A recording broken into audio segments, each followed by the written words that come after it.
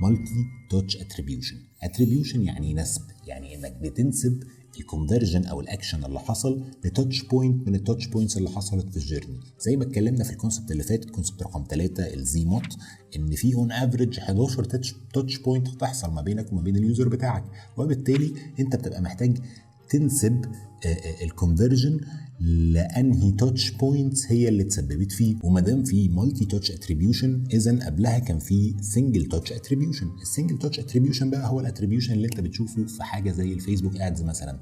الفيسبوك ادز بيشوف في الاخر الكونفرجنز اللي جت دي ليها علاقه بيه، خبطت في الادز بتاعته هو ولا لا.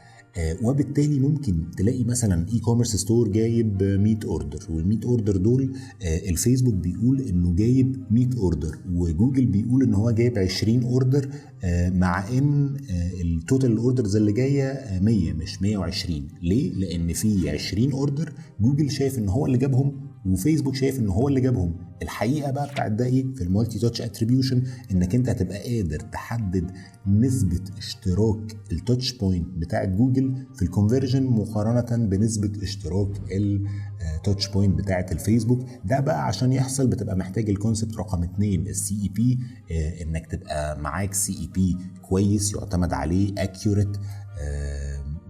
فمن جوه السي اي بي ده هتبقى قادر توصل لدرجة accuracy 90-80% في انك تعرف تعمل المالتي تاتش اتريبيوشن، وبناء عليه هتاخد شوية قرارات وهتفهم شوية انسايتس ممكن توصلك لنتيجة كويسة. معظم الماركترز بقى بيبنوا قراراتهم بناء على انسايتس طالعة من سنجل تاتش اتريبيوشن، زي الفيسبوك زي جوجل زي اي نتورك بنعمل عليها ادفرتايزنج، وبالتالي بتبقى الانسايتس مش مظبوطه، وبناء عليه القرارات تبقى مش مظبوطه، وبناء عليه فرص البيزنس انه يكبر بسرعه بتبقى قليله جدا.